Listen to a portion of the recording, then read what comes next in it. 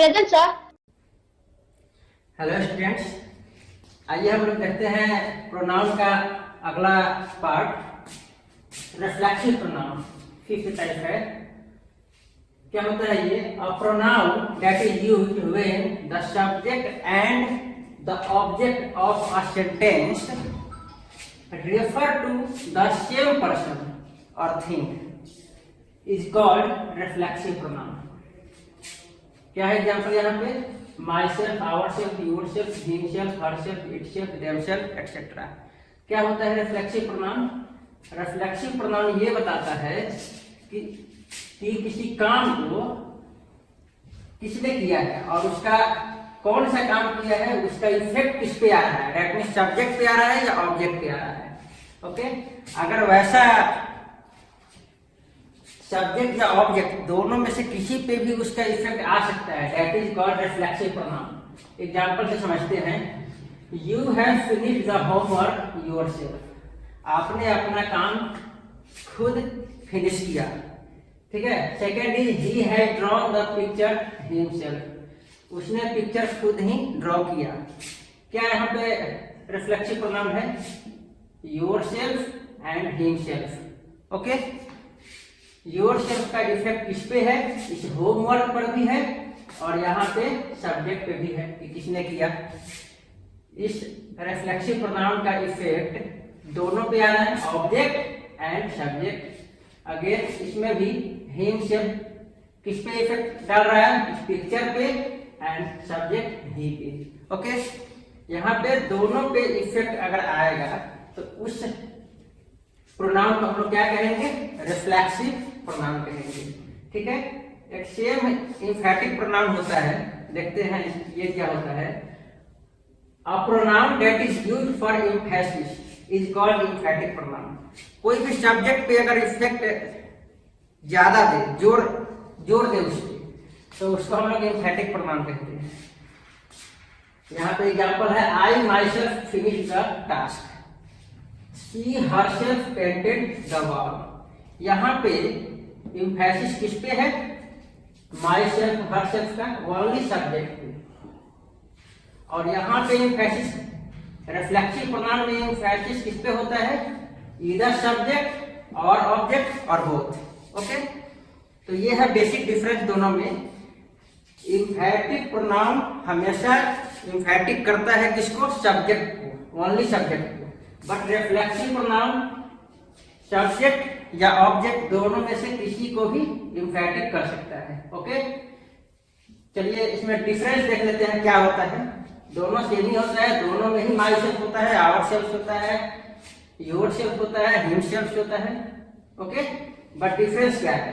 Note में, reflexive pronouns are used after the verb,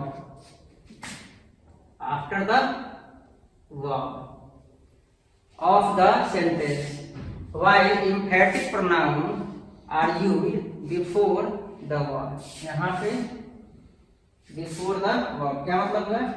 reflexive pronoun कब use होता है? हमेशा वर्ब के बाद में यूज होता है। ओके, और एम्फैटिक प्रोनाउन कब यूज होता है? वर्ब के पहले, दैट मींस सब्जेक्ट और वर्ब के बीच में यूज होता है। सेंटेंस से समझते हैं।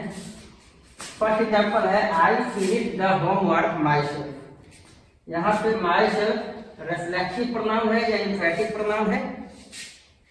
यहाँ पे माई सेल्फ जो है इसका इफेक्ट इस होमवर्क पे भी है और इस आई पे भी है, दैट मींस सब्जेक्ट दोनों पे है। दैट्स वाई ये रिफ्लेक्सिव प्रोनाउन है। I myself finished the homework. मैंने खुद होमवर्क फिनिश किया। यहाँ पे ये माई सेल्फ जो है ये क्या है? एम्फैटिक है या रिफ्लेक्सिव है। यहाँ ये टोटली सब्जेक्ट को एम्फेसिस दे रहा है। किसको एम्फैटिक बना रहा है? ओनली सब्जेक्ट को। That's why this my self is एम्फैटिक pronoun. Okay, क्या डिफरेंस है दोनों में? माई सेल्फ जो है रिफ्लेक्सिव प्रोनाउन में कब आएगा? वर्ब के बाद आएगा। यहाँ वर्ब क्या है? फिनिश्ड। आगे हम लोग देखेंगे वर्ब क्या होता है। ओके, यहाँ पे वर्ब क्या है? फिनिश्ड। फिनिश्ड के बाद आया है my self. That's why this my self will be reflexive, not emphatic. Okay, and what about this? This myself is used before the verb finish. इस finish से पहले आया है. Okay, इस finish से पहले ये myself जब आया है तो this myself is emphatic, not reflexive. This is the difference between reflexive pronoun and emphatic pronoun. Okay, I hope you got this very well. Next is indefinite pronoun. Indefinite का क्या मतलब होता है? जो क्लियर पता नहीं हो कि क्या है, दैट मीन्स वैग हो. इंडिफिनिट हो, क्लियर नहीं हो कि क्या है. एग्जाम्पल से समझते हैं. A pronoun that is used to refer to some person और thing that is not defined. मतलब सब्जेक्ट ही क्लियर नहीं है कि क्या है. ओके, सब्जेक्ट के बारे में सही से पता नहीं है. वैसे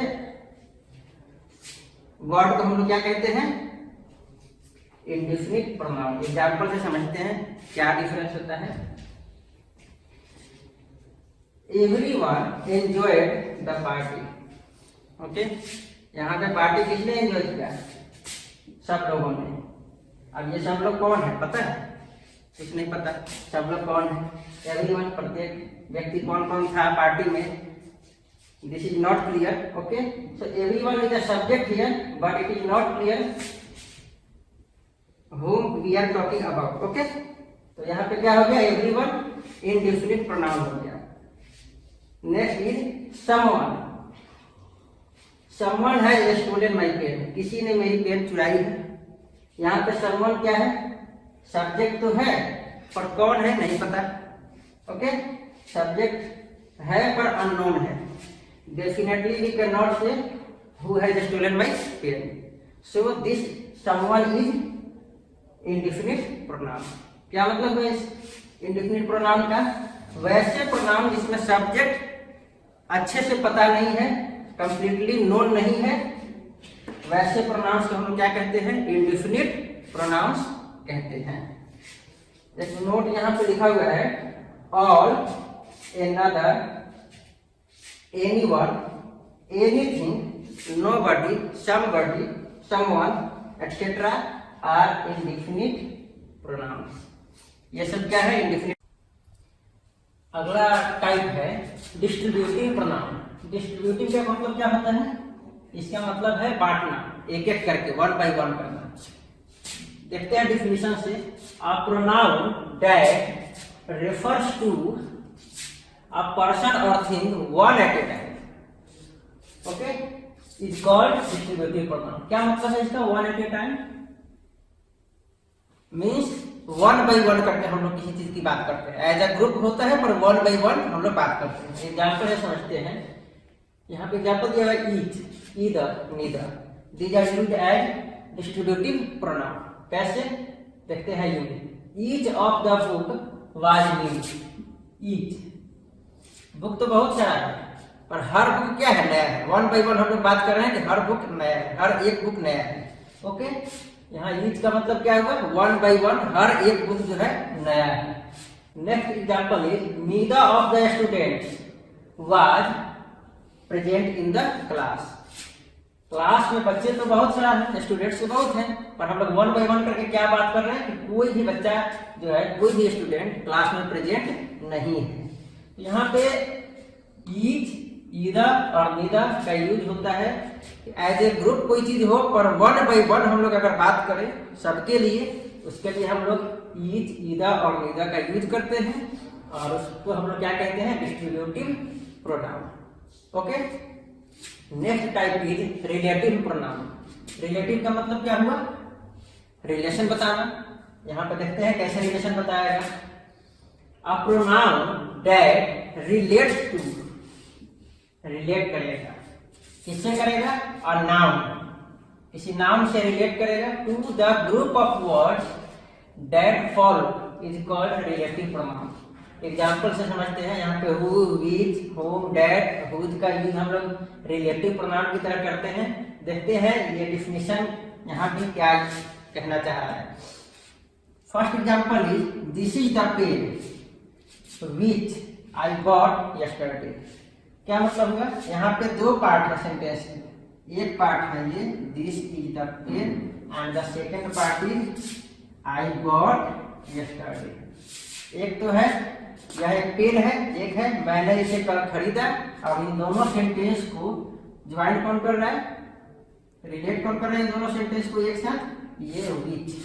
तो विच जो है कैसे रिलेट कर रहा है, this is the pen which I got yesterday. ये वही पेन है जिसे मैंने कल खरीदा था। ओके, तो यहाँ पे दो पार्ट हो गए एक सेंटेंस के। यह वही पेन है मैंने खरीदा था, और इसको जोड़ा कौन, विच। यह वही पार्ट है जिसे मैंने कल खरीदा था। तो यहाँ पे विच क्या है, ये रिलेट कर रहा है किसको, this part and this part. ये दोनों एक ही पेन की चर्चा कर रहा है, पर दोनों का जोड़ कौन रहा है, ये विच। अगला एग्जांपल है Mukesh is a tailor. Mukesh एक टेलर है। Okay, who stitches fancy dresses, जो फैंसी ड्रेसेज बनाता है। ओके, यहाँ पे क्या है, दो पार्ट है। इस कंप्लीट सेंटेंस के दो पार्ट है, this is first part and this is second part. Mukesh एक टेलर है, वह फैंसी ड्रेस बनाता है। और इन दोनों सेंटेंस को जोड़ कौन रहा है, दिस हु, WHO। ये हु जो है इन दोनों पार्ट्स को जोड़ रहा है। अब इसका मीनिंग क्या हो गया, इसका मीनिंग हो गया तो मुकेश एक टेलर है जो, यहाँ पे हु मीन्स जो, फैंसी ड्रेसेज बनाता है। मुकेश एक टेलर है जो फैंसी ड्रेसेज बनाता है। तो यहाँ पे इस कंप्लीट सेंटेंस के दो पार्ट है, फर्स्ट पार्ट सेकेंड पार्ट। इसको जोड़ रहा है कौन, इसको रिलेट कौन कर रहा है, this who. So this who is again a relative pronoun. So यहाँ पे हम लोग इसी तरह से who, which, whom, that, whose का यूज सेंटेंस में करते हैं। अब ये सब जो है दो एक ही सेंटेंस के दो पार्ट को जोड़ता है, इसलिए हम लोग इसको रिलेटिव प्रोनाउन कहते हैं। Okay, thank you.